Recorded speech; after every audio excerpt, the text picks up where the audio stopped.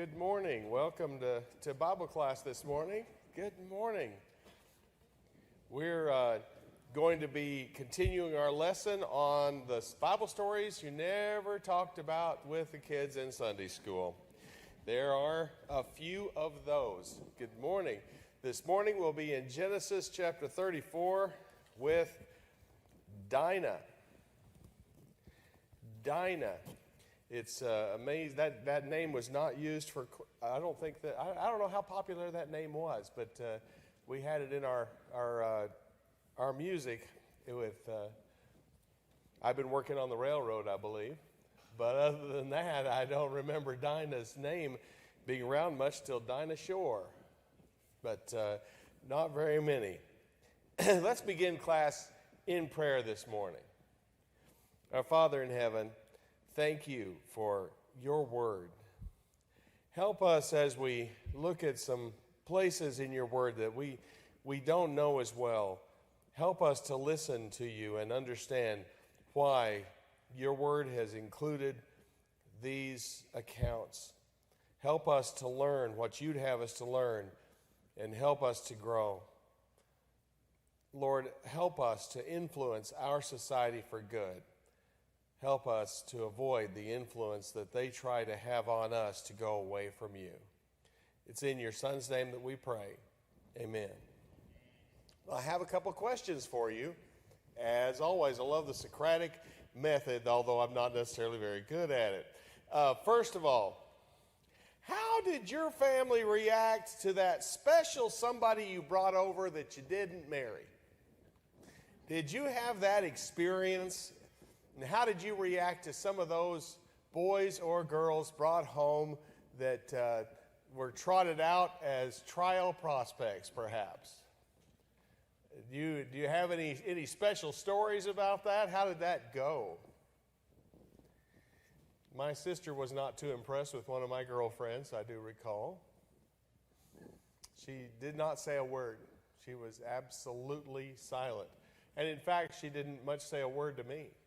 So I never really knew her at all, but she liked me and would hold my hand. But, other than that, I didn't know much. Did you have any interesting experiences like that? Yeah. Did you have? My dad one time wouldn't let a boy on the porch until he got a haircut. He dared to pull up in a loud car and honk. And that did not go. And that boy came back about 2 hours later with a haircut and rang the doorbell and was very, very polite to my father. You can have some stress over these things, can't you?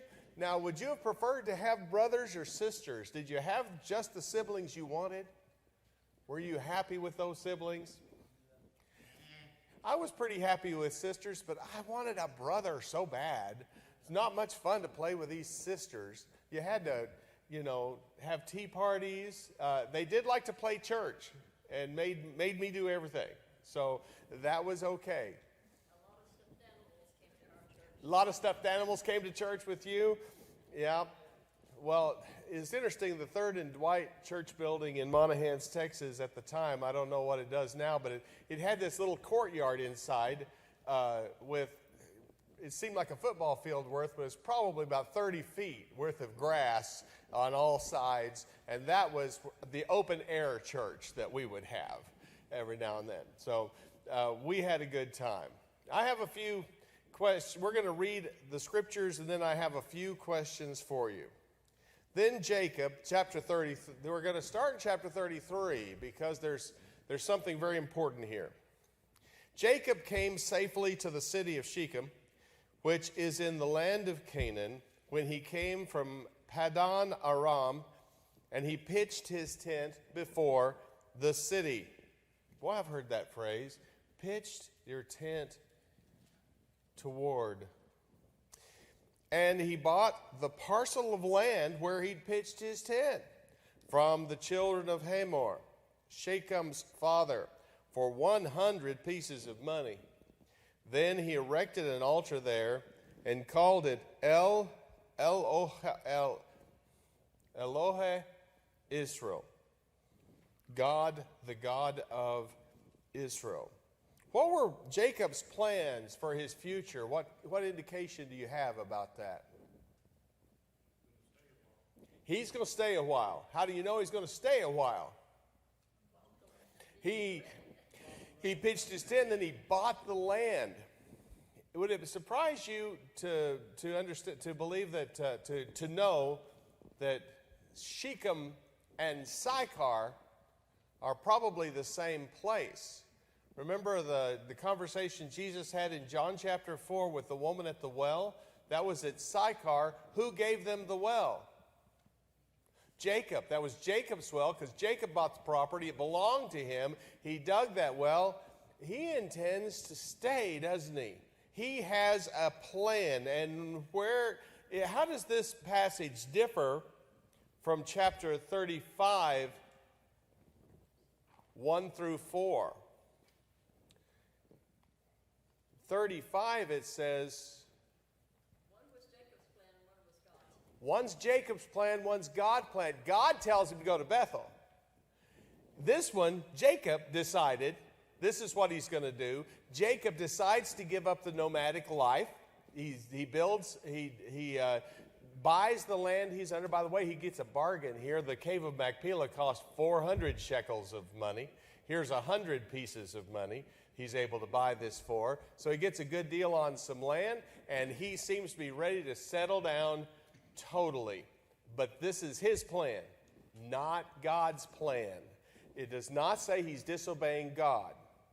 But this chapter does not have God in it anywhere, chapter 34. He's never named. Chapter 34, the next chapter, is not got God in it. We're in Genesis. Okay, we'll look forward to that. Oh, no. Back to... Good. Appreciate it. Well, we'll be sure the elders know about that so they can maybe include you in our shepherd's prayer this morning. That'd be great. Let's go to chapter... Oh.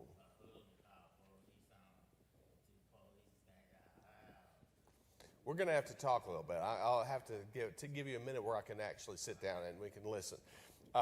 Right now, I'm kind of focused on something else, and I'm a mess. And if we're going to pray, I want to know what I'm praying about. Chapter 34 now. Let's beginning in verse 1. Now, Dinah, the daughter of Leah, which makes her father Jacob, but that's going to be very significant that she is Leah's daughter, whom she had borne to Jacob, went out to see the daughters of the land. And when Shechem, the son of Hamor, the Hivite, prince of the country, saw her, he took her and lay with her and violated her. His soul was strongly attracted to Dinah, the daughter of Jacob, and he loved the young woman and spoke kindly to the young woman. So Shechem spoke to his father Hamor, saying, "Get me this young woman as wife." By the way, she's their baby sister. There's been a big gap between several of the sons, Simeon, Levi, Reuben, and our dear Dinah. All right, compare with me Genesis chapter 30 and verse 21 whenever you're reading about these births. How is Dinah special? She has 13 siblings. What makes her special among those 13 siblings? You can name them, can't you? I'm better at the apostles, Peter, Andrew, James, and John. But who are these? These Simeon, Levi, Judah, Reuben. These are the 12 tribes. She's got 12 brothers. Now, Adam and Eve had sons and daughters, but it looks like Jacob they just seem to have sons, except this one girl. She's very, very special because she's the only girl. She's the baby girl. And so, and this is in a family of strong rivalries based upon, was your mother the first wife or the second wife, the handmaid of the first wife, handmaid of the second wife. It is a messed up family dynamic that shows itself in many, many ways, including this chapter of the Bible. What crime had Shechem committed? He'd go to jail now if we caught him, especially in the Me Too age, or what are we calling that? Yeah, he's raped her, and that doesn't seem to be a big deal in the chapter. The fact that she's been violated and is no longer a virgin, that's a big deal, but nobody seems very concerned about the rape itself. How does he get away with this? Who is he? Well, he says he wants to marry her, but that's after he's already done this deed. But there's something else that's very clearly stated that helps you understand this is why this guy's going to get away with it, and Jacob's going to keep his mouth shut for a little bit, and he's the prince. In fact, town is named for him. He's the heir apparent, and he is spoiled rotten, it seems to me. His attitude toward Dinah after this encounter is, how does he treat her? I love you, baby. I love you. I just love you, love you, love you, love you. And this is completely the opposite of another incident we'll talk about with Amnon and Tamar. But both can be the same. Does he really love her the way he ought to love her? Or would he have raped her in the first place? But he is really excited. What's the relationship between the father and son, Shechem and Hamor? Who's the boss in this relationship? Who's driving the things? Father or son?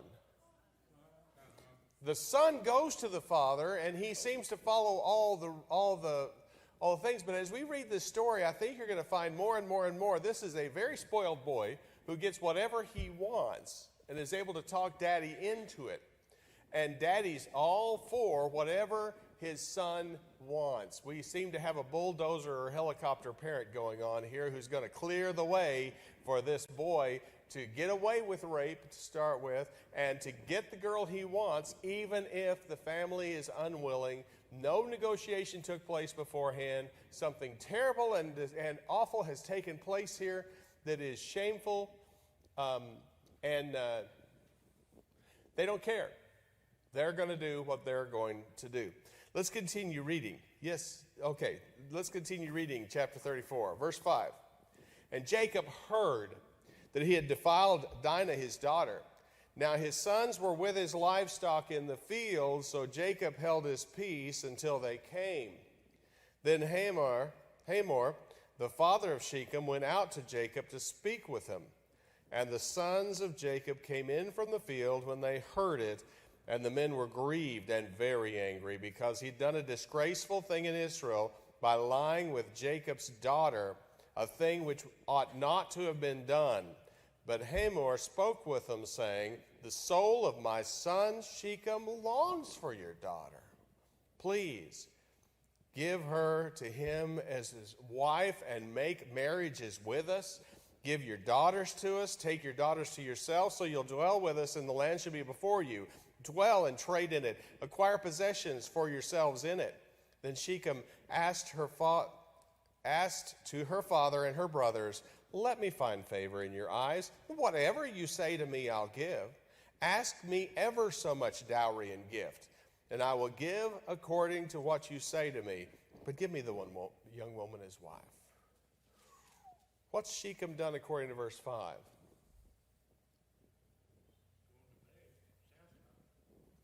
Yeah. Well, verse 5. The word is defiled. That's the crime under consideration here. The force does not seem to matter very much in this, the morality of the individuals involved. Remember, God's word is absolutely true, trustworthy, reliable, and you can base your life on it when you understand it correctly. It's also 100% accurate, and it will tell you all the warts and all the failures and all the sins of even its finest characters. And Shechem is not one of its finest. And in this case, Jacob and Levi and Judah are not going to come off very well. Neither are the rest of the sons. And nobody's coming off very well here. And they seem to have themselves focused on one kind of morality without understanding God's idea that sin is sin. Just like Lot did not seem to prioritize hospitality above all other things, and was even going to force his daughters out to be violated in order to save those he brought under his roof. Whether that was just an extreme thing or not, with that kind of crowd, it couldn't be just empty. Now, how's the sin described back again in verse 7? It's something that was a disgraceful thing in Israel. If you'll go to the law and read, you'll be hearing that, and of course Jacob is their patriarch. He should have been teaching all this stuff to them, and perhaps he has been teaching them about the importance of the purity of the bride and showing the proof of her virginity, and if not, that was a shame, and that proof belonged to the father of the bride, and to have humbled someone like that was a tremendously terrible sin. Whether you talked her into it and it was voluntary or rape was beside the point. That's the amazing thing here, how that seems to be beside the point.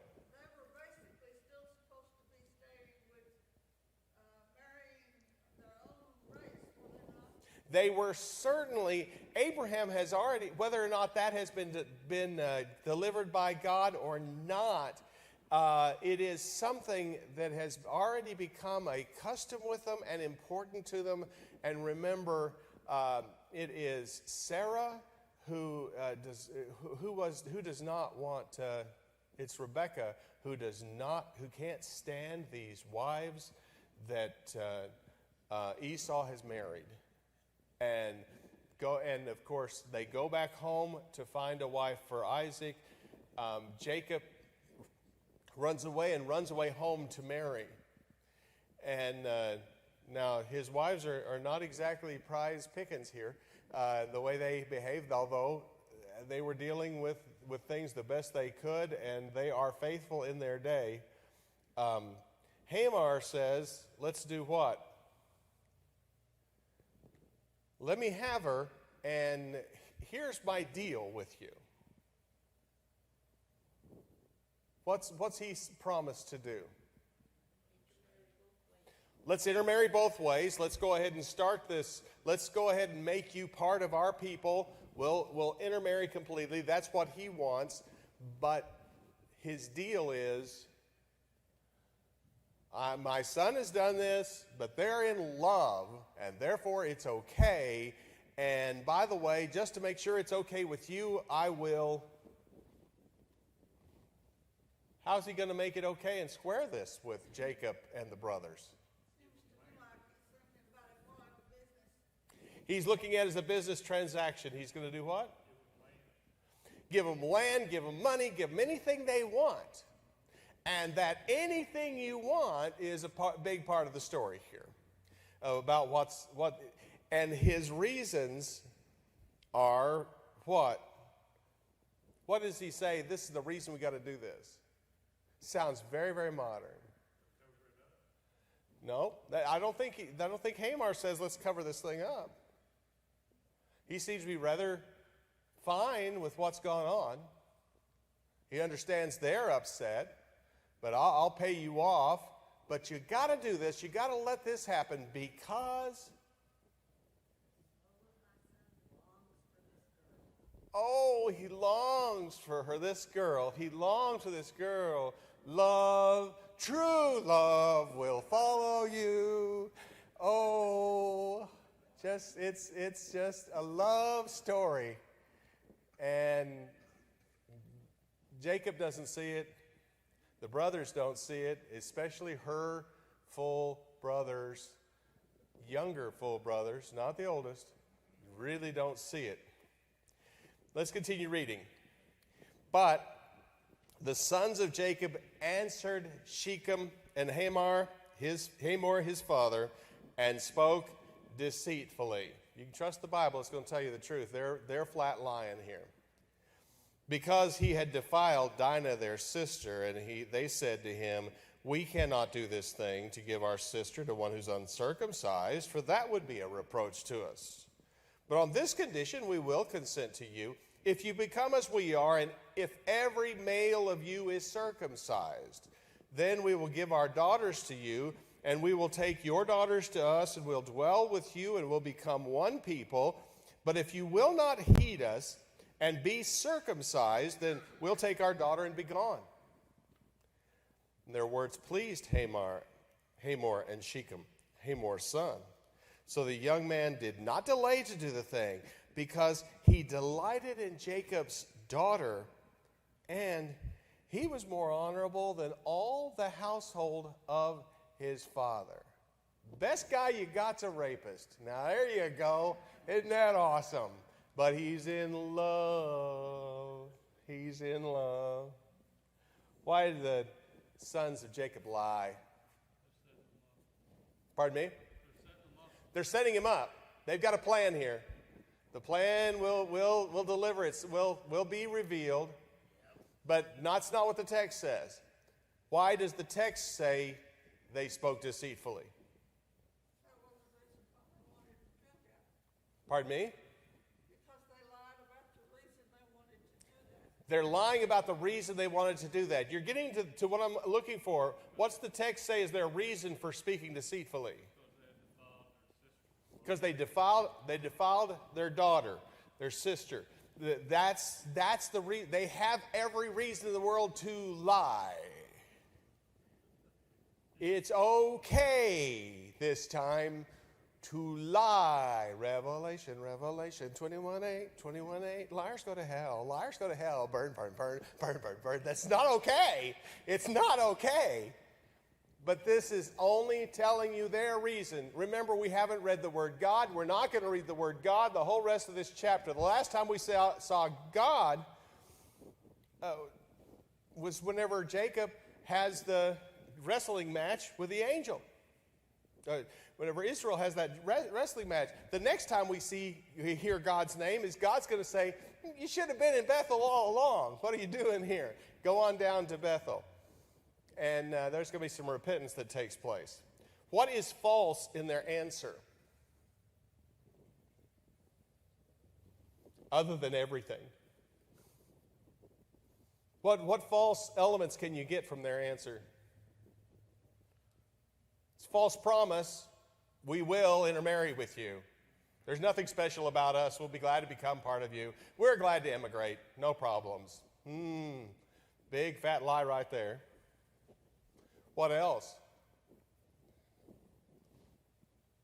What do they say has to take place for someone to intermarry?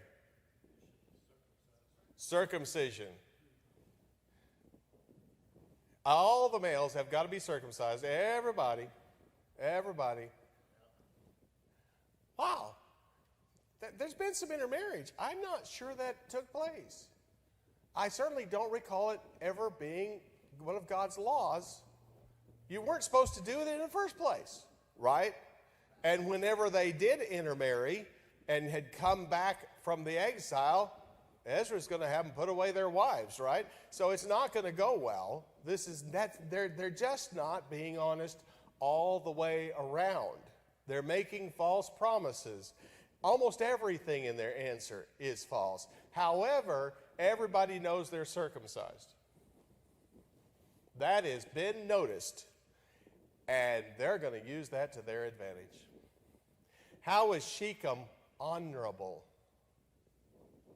The rapist is honorable.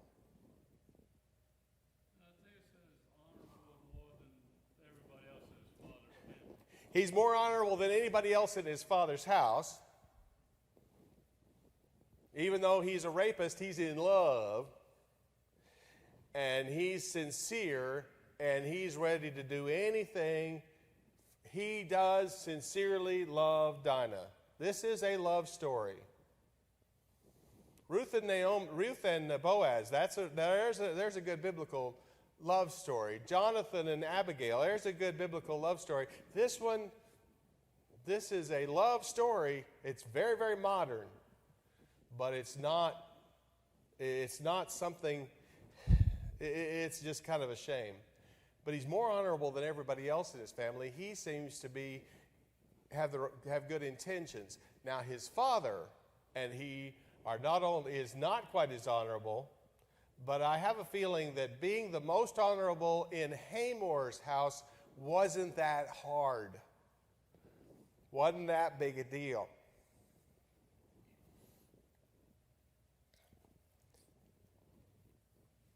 How did this, what's that say about the rest of the citizens of Shechem? How's that going? They're not.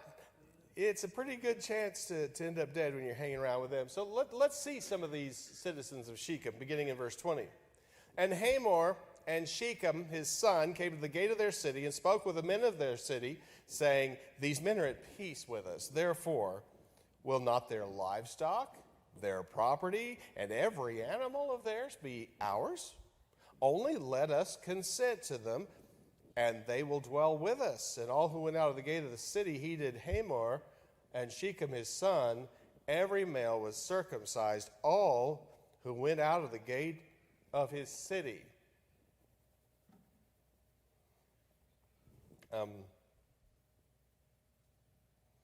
All righty. I'm sorry, only on this condition will the men consent to live with us. All righty, I already read that to you and you just didn't see it. Sorry about that. So I have two questions for you. Number one, how's Hamor and Shechem's proposal to the men of the city rather inaccurate itself?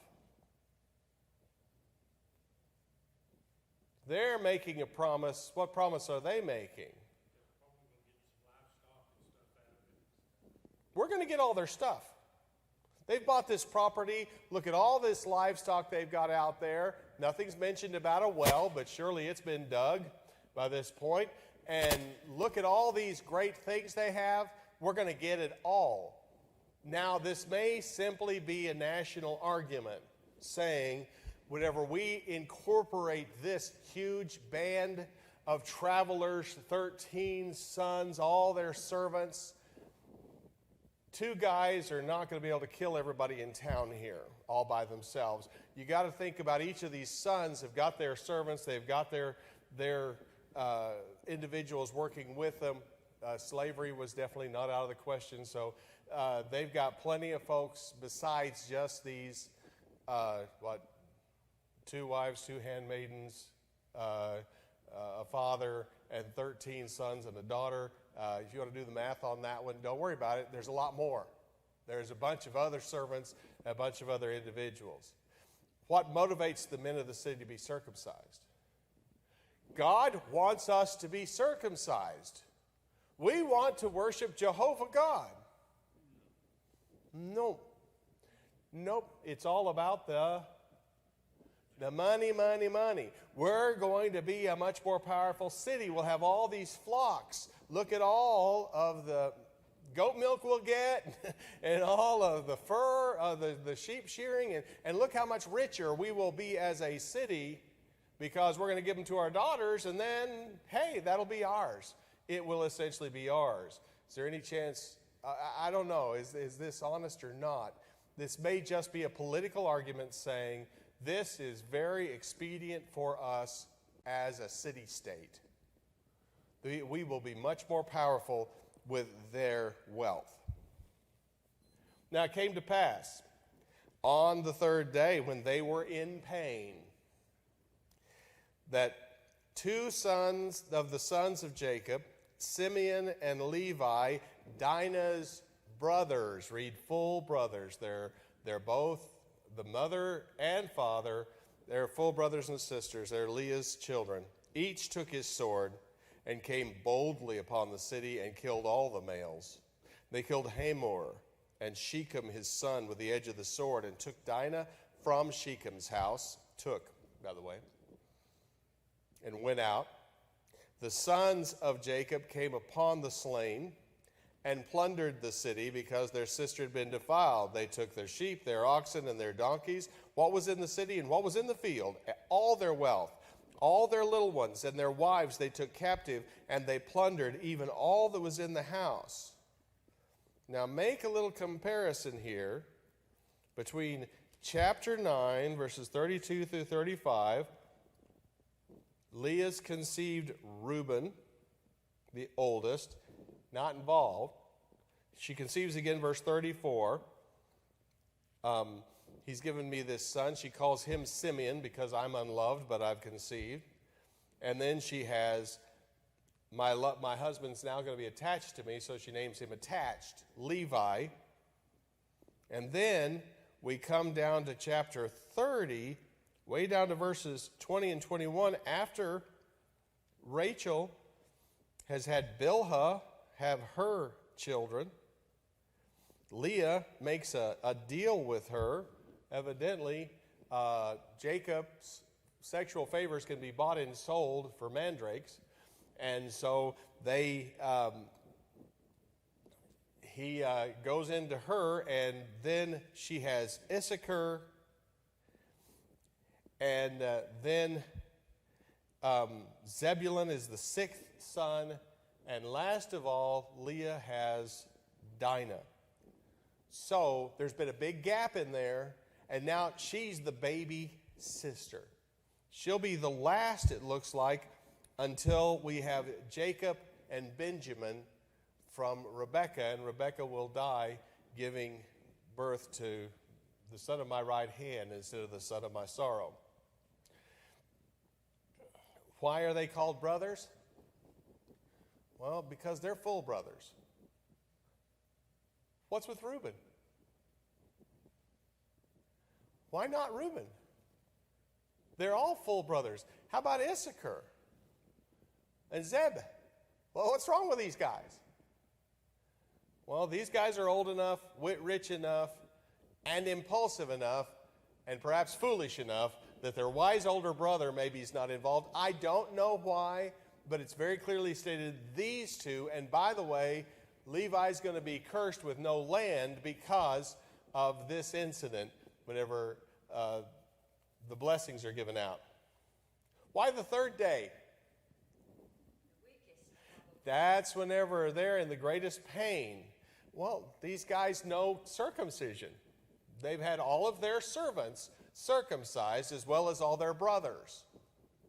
And they're older brothers. They've seen all this going on. They know the procedure, and this has been evidently their plan all along. Let's get them whenever they're weak.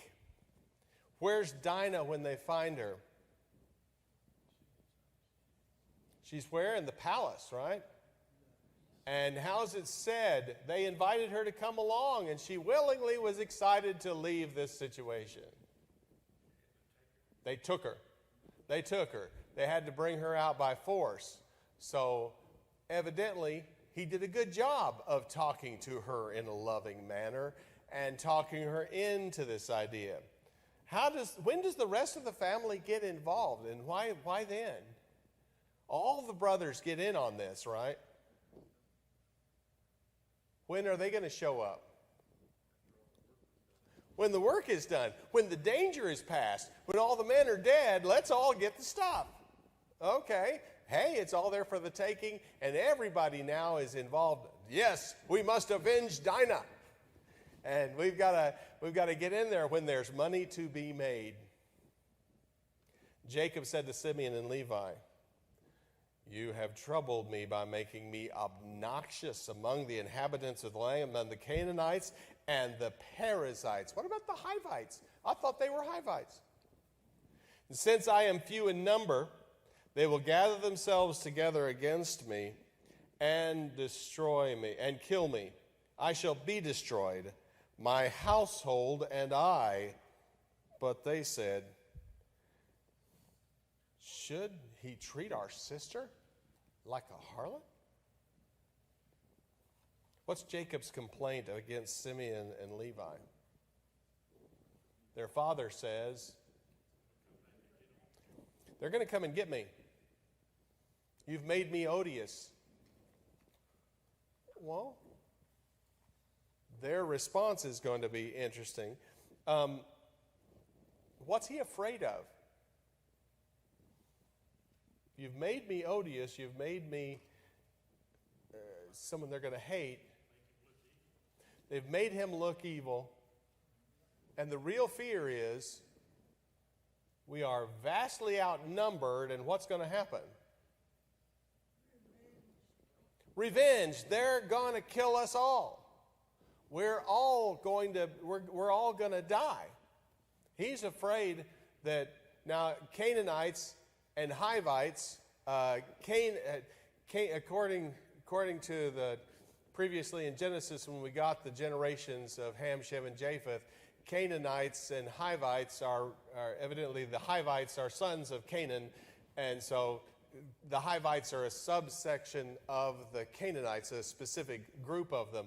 So there's a racial distinction, probably a linguistic distinction, but they are related. But they're somewhat isolated. But he's afraid they're going to kill us all. And their response back was, well, Dad, we should let her treat her like a prostitute? They had a completely different sense of morality. It wasn't God's morality. It was based upon God's morality, but it had been twisted and warped, and somehow or another, the fact that she was forced was not a part of the issue. The whole issue was that without coming to us, without making a deal, he spoiled her. He ruined her. It's just a whole mess. Now, go to chapter 49 of Genesis, and let's see what Jacob is going to have to say about this whenever it's time to give out the blessings, whenever he's ready to die.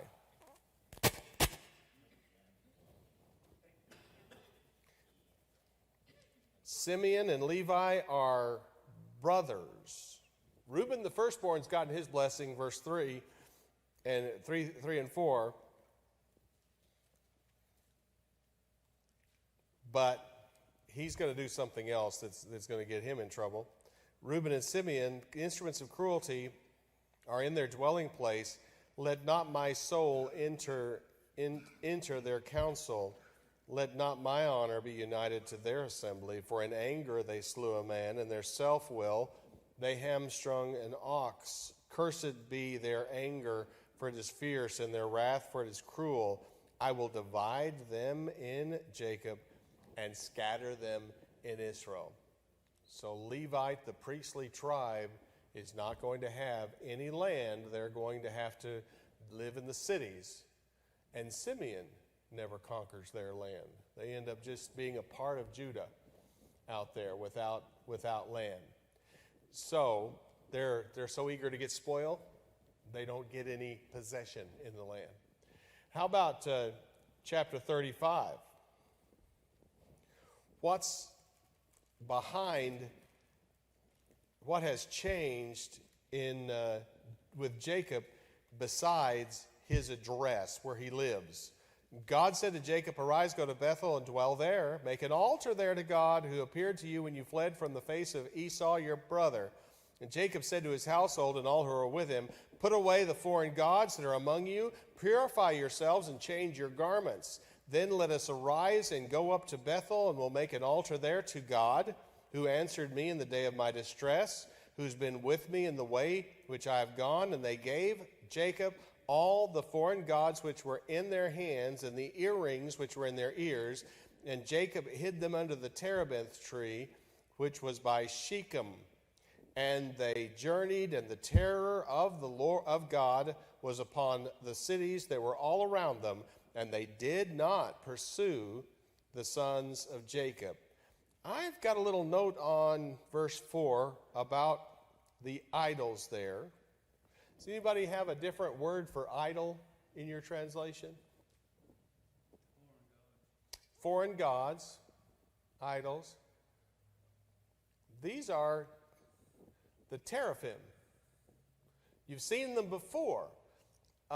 Leah stole them from her father, Laban, and hid them in the camel's saddle and sat on it and said, no, I can't get up. It's that time. I can't get up. You'll just have to excuse me. And so she hid the... Do you know what those idols were for? What in the world is she wanting to take her idols out of her house? Why are they so important that these little idols, they've got to chase them down for? They're valuable. They're extremely valuable. But whether they're made of silver or gold or bronze or wood is not what makes them valuable. These are Babylonian land deeds. They're land deeds. So there is a repentance here we miss unless we know that detail. That's if those whoever had those idols for that particular piece of land owned the piece of land. And so Laban is really wanting that land, and Rachel's making sure she can go back home again and can't claim the land when Daddy dies if she has to. She's got the foreign gods, the idols. It's not that they necessarily were worshiping them so much. They were valuable in themselves as legal instruments to say, this is my land. Where had Jacob gotten these foreign idols? Well, why does he own land? Where did he buy it? He's really gone his own way and made his own plans, and God's let him know that he's going to be a stranger in this land. He's got to know Abraham's promise that there'll be 400 years in Egypt. He's got to know that they're supposed to be strangers and wanderers, but he's going to settle down, and he buys this land. And by the way, he doesn't just necessarily have teraphim from here. He might have the cave of Machpelah's teraphim. And so you got to keep up with that. You got to know where it is, but it doesn't belong in your house where you're worshiping it. Why the earrings? Do you have any guesses about the earrings? I have to guess. What are they getting rid of? Whenever they are leaving and they're going on to Bethel and obeying God now, they stop and they bury their household idols and their earrings. What do the earrings probably have something to do with? Are they a part of worshiping God? No. It may be ownership, and I'm thinking it may be idolatry. I'm thinking that it has something, they need to rededicate themselves, and their morality has slipped. Jacob is still going to have some trouble. Next week we're going to talk about his difficulty with Tamar. Now, think about it a minute. How does Shechem's moral compare with 21st century American morals? Now, he fits in really well with a bunch of Hollywood executives and actors and politicians who are now in trouble from the Me Too movement. He fit in very well with that, but his idea, we're in love, it's okay. Come on, you've got to get with the program. You're being old-fashioned.